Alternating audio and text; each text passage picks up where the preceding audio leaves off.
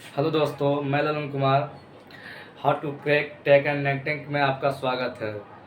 आज मैं केमिस्ट्री का पदार्थ की प्रकृति that in nature of the matter के बारे में डिस्कस करने वाला हूँ। इसमें आपको बहुत ही इनिशियल लेवल से प्रारंभिक लेवल से बताऊँगा कि पदार्थ की प्रकृति क्या होता है, इसमें क्या क्या हमें पढ़ना है और इससे कॉम्पिटिटिव में क्या क्या क्वेश्चन आती है। तो सबसे पहले हम देखते हैं कि नेचर ऑफ द मैटर, पदार्थ की प्रकृति। सबसे पहले हम बता दें कि भारत और यूनानियों को, सबसे पहले भारत और यूनानियों का जब केमिस्ट्री का पूरी तरह से इतना ज़्यादा खोज नहीं हो चुका था 18वीं शताब्दी से पूर्व, तब उसमें उन लोग भारत और यूनानियों को मानना था कि जो पदार्थ है, जो हमारा क्षितिज जल पावक गगन समीरा से मिलकर बना है। क्या है? पदार्थ 5 तत्वों से मिलकर बना है। क्षितिज, जल, पावक, गगन और समीरा। क्षितिज मैंने हो गया धरती, जल तो जल ही हो गया, पावक मैंने अग्नि हो गया, गगन मैंने आकाश, समीर मैंने वायु। तो उन लोगों को ज्ञात था या वो लोग मानते थे कि हमारा जो पूरा पदार्थ है जो 5 तत्व से ही मिलकर बना है, क्षितिज, जल, पावक, गगन और समीरा से मिलकर। लेकिन बाद में जब केमिस्ट्री का पूरी तरह से खोज हुआ, इसमें खोज की जब क्रांति आई, तो लोगों ने पता लगाया कि नहीं, पदार्थ तो बहुत सारे छोटे छोटे सूक्ष्मकणों से मिलकर बना है। ये जो क्षितिज, जल, पावक, गगन, समीरा है, जो ऊपर से एक अवधारणा थी, जो लोगों को मानना था कि ये मिलकर बना है, लेकिन ऐसी कोई बात थी नहीं। तो चलिए हम देखते हैं कि क्या बात थी रियलिटी में। सबसे पहले हम जान लेते हैं कि जो पदार्थ की जो प्रकृति है या पदार्थ है, पदार्थ की मूल रूप से पहले 3 अवस्थाएं खोज हो चुकी थी, लेकिन अब हमारे पास 5 अवस्थाएं खोज हो चुकी है: ठोस, द्रव, गैस, प्लाज्मा और बोस-आइंस्टीन कंडेंसेट। तो इसी 5 अवस्था के बारे में आज हम पढ़ने वाले हैं। सबसे पहले इसमें कुछ इंटरेस्टिंग चीज़ों के साथ पढ़ लेते हैं कि पदार्थ, ताकि आप लोगों को थोड़ा याद रहे। तो पदार्थ, मान लिए कि ये जो पदार्थ है, समझो कि एक पिता है और इसके 5 बेटे हैं: ठोस, द्रव, गैस, प्लाज्मा और बोस-आइंस्टीन कंडेंसेट। तो जो पहला जो बेटा ठोस है, पूरी तरह से ठोस, एकदम सख्त है। ये क्या करता है, इसे किसी से कोई मतलब नहीं है, एकदम अपने में सख्त रहता है। इसीलिए इसका जो आकार और आयतन और आकार करने का मतलब लूड़ और लक्षण हमेशा सेम रहता है, कहीं भी जाए इसे किसी से कोई फर्क पड़ने वाला नहीं है। इसीलिए इसका आयतन और आकार, लूड़ लक्षण हमेशा इसका कांस्टेंट रहता है, निश्चित रहता है। लेकिन द्रव है थोड़ा इससे थोड़ा हटकर है। इसका क्या है कि समय के अकॉर्डिंग आयतन तो अपना, लूड़ तो उसका बुद्धि तो सेम रहता है, लेकिन इसका थोड़ा लक्षण बदल जाता है। अब मान लिया कि किसी को देखा थोड़ा सुंदर परी को, उसे देखकर थोड़ा अपना आकार, अपना रूप बदल लेता है। तो इस तरह इसमें द्रव में है कि इसका अपना आयतन, बुद्धि, लूड़ सही रहता है, लेकिन लक्षण थोड़ा बदल लेता है। लेकिन गैस तरह से पूरा खत्म है। ये है क्या कि ये किसी से कोई फर्क नहीं पड़ता है, इसके सामने क्या है, कोई फर्क नहीं पड़ता। इसका लूड़ लक्षण हमेशा चेंज होते रहता है। कहने का मतलब आयतन और आकार हमेशा इसका चेंज है, अनिश्चित है, कोई पता नहीं है क्या है इसका, कब क्या कर ले, कैसा आकार में आ जाए, कैसा आकृति में, आयतन में आ जाए, कोई पता नहीं है। उसी प्रकार यहाँ प्लाज्मा अवस्था, प्लाज्मा अवस्था ही गैस का ही अवस्था है। ये क्या है, ये तो उससे भी पागल है। ये प्लस इसका भी लूड़ लक्षण पूरा खराब ही है, और साथ ही साथ ये गर्म भी बहुत ज़्यादा होता है, हीट हो जाता है, तुरंत किसी पर गर्मा जाता है। और ये भी गर्माता है तो उतना कम नहीं, बहुत ज़्यादा गर्माता है। इसका जो टेम्परेचर हो जाता है 20,000 डिग्री सी हो जाता है। तो ये हमारा जो प्लाज्मा ऐसी अवस्था है जिसका जो जब मूड खराब होता है तो इसका टेम्परेचर चला जाता है 20,000 डिग्री सी। तो आप देख सकते हैं कि प्लाज्मा जो मेनली रूप से पाया जाता है सूर्य और तारा में पाया जाता है। और ये हमारा 5वां अवस्था है। इसके बाबूजी ने क्या किया, सबको देखा चारों बेटा के कि ये बहुत सब बिगड़ गया है, इसका तो टेम्परेचर ऐसे ही हाई रहता है। अब इसको क्या किया, इसको इतना ज़्यादा कूल्ड कर दिया फ्रिज रेफ्रिजरेटर में ले आके कि -273.15 डिग्री सी। जब इसको कूल्ड कर दिया तो इसका डेंसिटी, इसका आकार इतना छोटा हो गया कि अपना अस्तित्व ही खो दिया। इसको कह सकते हैं कि इसको जब इतना टेम्परेचर पर ले जाए किसी भी वस्तु को, चाहे वो हवा हो या कोई पदार्थ हो, उसका डेंसिटी 1 का 10⁵ टाइम्स का हो जाता है, रिड्यूस हो जाता है। तो इसी अवस्था को बोस-आइंस्टीन कंडेंसेट अवस्था कहते हैं। तो चलिए इसको और डिटेल से हम पढ़ते हैं। तो ठोस एक ऐसी अवस्था है जिसका आकार हमेशा निश्चित रहता है और आयतन भी हमेशा निश्चित रहता है। इसका एग्जाम्पल हम दे सकते हैं ईंट, बालू, पत्थर। ये अपना आकार और आयतन कभी नहीं बदलता, इसे हम ठोस कहते हैं। नेक्स्ट हमारा द्रव है। द्रव है कि इसका आयतन तो निश्चित हमेशा रहता है, लेकिन इसका आकार बदलता रहता है। जैसे हम अगर पानी लेते हैं तो पानी को अगर हम गिलास में रखते हैं तो गिलास का आकृति ले लेता है, लेकिन जब इससे हम लोटा में रखेंगे या केतली में रखेंगे तो ये केतली का आकार ले लेगा। तो इस तरह हमारा इसका आकार बदलते रहता है। अगर हम बात करें इसका गैस का, तो गैस का तो हमेशा आकार और आयतन दोनों अनिश्चित होता है। अगर इसे हम सिलेंडर में भर दे कंप्रेस करके तो 5 लीटर आ जाएगा। इसे ऐसे ही अगर छोड़ दे एटमॉस्फेयर में तो ये ऐसे ही कितना ये आयतन ले लेगा, पूरा आयतन ले लेगा, जितना भी फैलेगा सब उसका आयतन ही हो जाएगा। तो सिलेंडर में था तो उसका उतना छोटा स्पेस में ही निश्चित था आयतन में, लेकिन जब बाहर निकला तो ये पूरा फैल गया, तो ये पूरा इसके लिए आयतन हो गया। और इसका आकार तो कहना ही नहीं है, वो सिलेंडर का आकार लिया था, अब ये पूरा एटमॉस्फेयर का आकार ले लिया। तो इस तरह हम कह सकते हैं गैस का दोनों अनिश्चित होता है। एक हमारा प्लाज्मा होता है, ये दोनों आकार और आयतन आकार दोनों अनिश्चित होता है, लेकिन ये थोड़ा गैस से हटकर अवस्था है। जब गैस को हम 20,000 डिग्री सी तक गर्म करते हैं तो एक हमें अवस्था प्राप्त होता है, उसी को हम प्लाज्मा अवस्था कहते हैं। इस प्लाज्मा अवस्था के सबसे पहले जो खोज किए थे सर विलियम क्रुब्स किए थे। 1879 ईस्वी में सर विलियम क्रुब्स ने प्लाज्मा अवस्था की खोज किए थे। ये इन्होंने चमकता हुआ एक पदार्थ देखे थे, उनका नाम इन्होंने प्लाज्मा दिया। ये प्लाज्मा जो मिली उससे सूर्य अवतारा में रिएक्शन होता है, और वहाँ पर जो टेम्परेचर प्लाज्मा की होती है 20,000 डिग्री सी होती है। नेक्स्ट हमारा अवस्था है बोस-आइंस्टीन कंडेंसेट। ये अवस्था कभी गैस से ही हमें प्राप्त होता है। इसका भी आकार और आयतन आकार दोनों अनिश्चित होता है। जब हवा को हम -273.15 दैट इज 0 केल्विन तक जब इसको ठंडा किया जाता है तो हवा का घनत्व है जो 1/10⁵ घनत्व वाला पदार्थ बन जाता है। तो उसी पदार्थ को हम क्या कहते हैं, बोस-आइंस्टीन कंडेंसेट पदार्थ कहते हैं। तो इसमें हवा को इतना ज़्यादा कूल्ड कर दिया गया है कि इसका हवा के डेंसिटी का इसका जो डेंसिटी हो जाएगा 1/10⁵ टाइम्स कम जाएगा। तो इस तरह की अवस्था को बोस-आइंस्टीन कंडेंसेट अवस्था कहते हैं। चलिए इसके बारे में और थोड़ा देखते हैं। सबसे पहले अल्बर्ट आइंस्टीन, इसकी जो पहचान की थी अल्बर्ट आइंस्टीन ने की थी। ये अल्बर्ट आइंस्टीन हमारे वैज्ञानिक थे, और इसका जो सबसे पहले जो पहचान किए थे यही हमारे आइंस्टीन भौतिक शास्त्र या रसायन, उसी ने आइंस्टीन ने वैज्ञानिक ने सबसे पहले इस अवस्था की पहचान की है। उसके बाद जो प्रयोगशाला में सबसे पहले बनाए थे सत्येंद्रनाथ बोस, ये हमारे भारतीय वैज्ञानिक थे। और ये सब जो घट रहा था घटना 1924 और 25 के दौरान घटा था। मतलब इस अवस्था की जो खोज हुई थी 1924 और 25 के दौरान हुई थी। ये दोनों ने मिलकर, आइंस्टीन और सत्येंद्रनाथ बोस ने मिलकर इस अवस्था का एक रूपरेखा दिया और लोगों के सामने इसे लाया।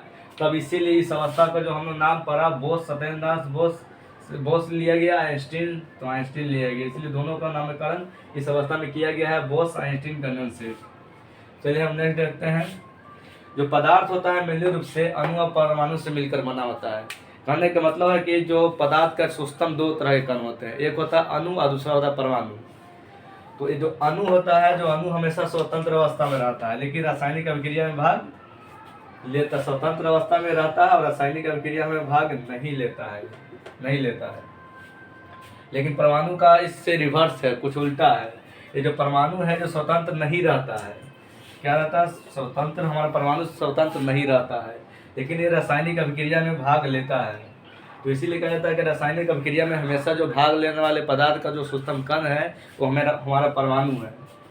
उसके बाद हम देखते हैं कणाद ऋषि थे, जो एक कणाद ऋषि भारत के थे, उन्होंने परमाणु शब्द की सबसे पहले अवधारणा दी थी। तो कणाद ऋषि ने सबसे पहले परमाणु शब्द की क्या दी थी, अवधारणा दी थी।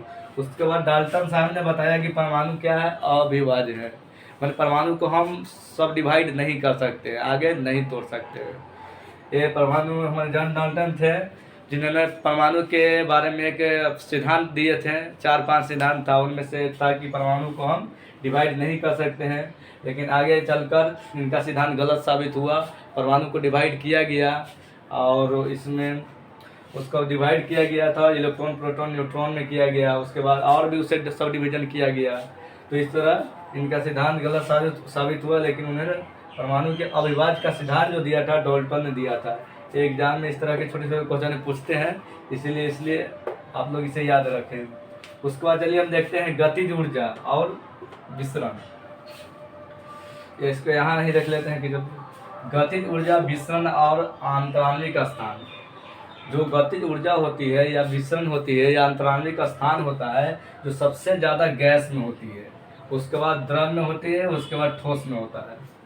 तो जिसमें जिसका गति ऊर्जा माने दौड़ने की जो एबिलिटी, जिसका जो ज़्यादा दौड़ेगा उसकी गति ऊर्जा ज़्यादा होगा, तो इस तरह सबसे ज़्यादा दौड़ सकता है गैस, उसके बाद द्रव, उसके बाद ठोस।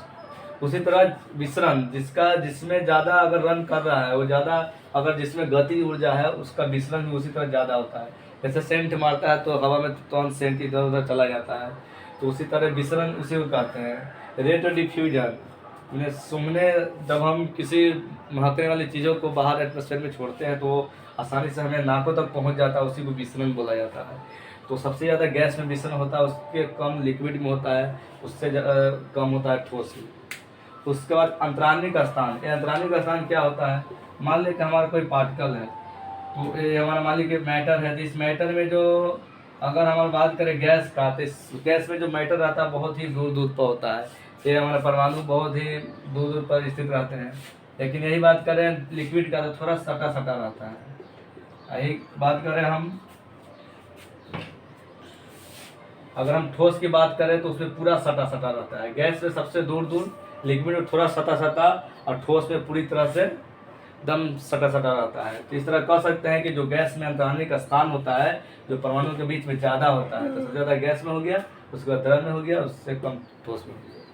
अब नेक्स्ट देखते हैं हम घनत्व और अंतराणविक आकर्षण बल। एक घनत्व क्या होता है? कोई भी पदार्थ हो, सबका अपना अपना एक घनत्व होता है। जो घनत्व होता है, जो मास बाई वॉल्यूम को हम घनत्व कहते हैं। अगर किसी भी पदार्थ के उसके भार, मास, द्रव्यमान और उसके वॉल्यूम से डिवाइड कर दिया जाए तो एक घनत्व निकल जाता है। तो जो घनत्व होता है, जो सबसे ज़्यादा ठोस के होता है और उससे कम थोड़ा द्रव के होता है, सबसे कम गैस के होता है। क्योंकि गैस होता है जो द्रव्यमान तो कम होता है, उसका बहुत ही हल्का होता है, लेकिन उसका वॉल्यूम ज़्यादा होता है, थोड़े से गैस बहुत दूर भी फैल जाता है। इसलिए जब आग लगती है, थोड़ा सा गैस निकलता है, सिलेंडर से आग लगता है, तो पूरा जितना भी आसपास होता है सभी जगह फैल जाता है। तो चूँकि उसका वॉल्यूम ज़्यादा है, तो जब ये हमारा वॉल्यूम ज़्यादा हो जाएगा तो उसका डेंसिटी क्या हो जाएगा? कम जाएगा। तो इसलिए सबसे जो कम डेंसिटी होती है गैस की होती है, सबसे ज़्यादा ठोस की होता है। उसी प्रकार जब अंतराणविक आकर्षण बल की बात करेंगे तो सबसे ज़्यादा जो बल होता है अंतराणविक आकर्षण बल ठोस में होता है। जैसे हम यहाँ देखते हैं, मान लीजिए ठोस है, तो ठोस में जो हमारा परमाणु रहता है बहुत सटा सटा रहता है। जब सटा सटा रहेगा तो ये क्या एक दूसरे को खींचने की जो पावर है, एक दूसरे का आकर्षण करने की जो शक्ति है ठोस में, परमाणु में क्या होगा? बहुत ज़्यादा होगा। क्योंकि ठोस के जो परमाणु होते हैं बहुत सटे सटे रहते हैं, इसलिए एक दूसरे के आकर्षण करने की जो क्षमता रहेगी ठोस में परमाणुओं की बहुत ज़्यादा रहेगी।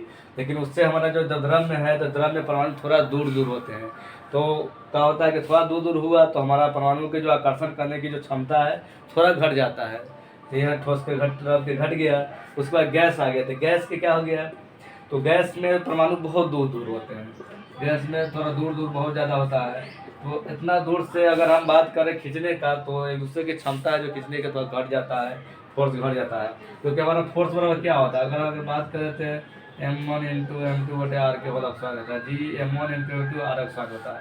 तो अगर रेडियस बढ़ेगा तो हमारा क्या होगा? फोर्स उतना ही घटेगा। अगर रेडियस दोनों के बीच में कम है, बहुत ही कम डिस्टेंस पर है, तो उसका जो बीच में जो फोर्स लगेगा बहुत ज़्यादा लगेगा। चलिए नेक्स्ट देखते हैं रासायनिक संयोग का नियम। ये रासायनिक संयोग का नियम क्या होता है? इससे एग्जाम में बहुत ज़्यादा क्वेश्चन पूछे जाते हैं, कम से कम तो हर एग्जाम में एक आध दो क्वेश्चन इससे दे देते हैं। रासायनिक संयोग का जो नियम रहता है दो तरह के होता है, एक होता है स्थिर अनुपात का नियम और एक गुणित अनुपात का नियम। बस यही दो इम्पोर्टेंट नियम है, जिससे कभी इससे पूछ देता है, कभी इससे क्वेश्चन पूछ देता है। आपको ज़्यादा पूछने वाला नहीं इसमें स्थिर अनुपात नियम किसने दिया और गुणित अनुपात का नियम किसने दिया, इससे बस यही पूछने वाला चीज़ होता है। या आपका डिफिनेशन दे देगा ये कि विभिन्न नमूने में एक ही प्रकार के तत्व और भार के विचार से हमेशा निश्चित अनुपात में होता है, ये किस नियम का कथन है। या इसका एक कथन दे देगा और पूछेगा कि ये किस नियम का कथन है। चारों मान लेके दे देगा, चारों ऑप्शन, उसमें आपको चुनना रहेगा कि अगर आपको डिफिनेशन याद रहेगा तो इस नियम को आप चुन सकते हैं। या पूछेगा गुणित अनुपात का नियम किसने दिया, वो जॉन डाल्टन ने। चलिए देखते हैं रासायनिक संयोग का नियम है स्थिर अनुपात का नियम। अतः विभिन्न नमूने में एक ही प्रकार के तत्व भार के विचार से हमेशा निश्चित अनुपात में होते हैं। अतः कि विभिन्न नमूने में एक ही प्रकार के तत्व से जो बना हमारा जो यौगिक होता है, जो हमेशा एक निश्चित अनुपात में होता है। जैसे मान लीजिए हम देखते हैं नदी का जल, वर्षा का जल, समुद्र का जल, ये सब क्या है, जल ही है। अगर सब में हम जल की बात करें तो नदी का जल हो गया, वर्षा का जल, समुद्र का जल, इस सब में जल का जो सूत्र होगा H2 वही होगा। तो जब H2 हो तो 2 हो गया, 2 ग्राम हो गया। ऑक्सीजन 1 है तो 2 में 16 हो गया। तो इसमें जो अनुपात हुआ 1:8 हो गया। तो जब भी हमारा कहीं का भी जल रहे, समुद्र का जल रहे, नदी का जल रहे, या हमारा अपना जो मीठा जल रहा है, उस सब में जो हाइड्रोजन, ये हाइड्रोजन और ऑक्सीजन का जो अनुपात होता है हमेशा 1:8 होता है। तो इसी अनुपात ये क्या हुआ है कि निश्चित अनुपात में एक इस सभी तरह के जल में जो हमारा हाइड्रोजन ऑक्सीजन का जो अनुपात हुआ 1:8 हुआ। तो क्या हुआ है कि निश्चित अनुपात हो गया। इसीलिए जो निश्चित अनुपात को जो नियम दिया वो हमारे प्रॉस्ट साहब ने दिए थे। ये प्रॉस्ट है जो 1789 में इस नियम को प्रस्तुत किए थे। अब सेकंड है गुणित अनुपात का नियम। इसमें क्या होता है कि जब 2 या 2 से अधिक, जब 2 तत्व संयोग कर 2 या 2 से अधिक यौगिक बनाते हैं तब उनमें एक ही तत्व के भिन्न भिन्न भार सरल अनुपात में होते हैं। तो कहता है कि जब दो तत्व मिलकर 2 या 2 से अधिक यौगिक बनाएगा ना, तो उसमें एक ही तरह के जो तत्व रहते हैं उनके जो भारों का अनुपात रहेगा ना, एक सरल अनुपात में होगा। जैसे देखते हैं एग्जाम्पल। और इस नियम की जो खोज किए थे जो जॉन डाल्टन ने किया था 1803 ईस्वी में। तो इसका एग्जाम्पल देखते हैं H2, एक होता है H2O2। ये दोनों जो यौगिक बना हुआ है H2O और H2O2, ये दोनों हाइड्रोजन और ऑक्सीजन से मिलकर बना है। लेकिन इसमें बात क्या है, तो H2O में है कि हाइड्रोजन 2 ग्राम हो गया ऑक्सीजन से, और O इसमें 16 ग्राम हो गया था। जब इसका अनुपात निकाले तो 1:8 हो गया। लेकिन जब इसी हाइड्रोजन ऑक्सीजन का यौगिक, जब इसमें हम इसका अनुपात निकालते हैं हाइड्रोजन ऑक्सीजन का, तो इसमें 2 और इसका 16 में 32 हो गया, तो 1:16 हो गया।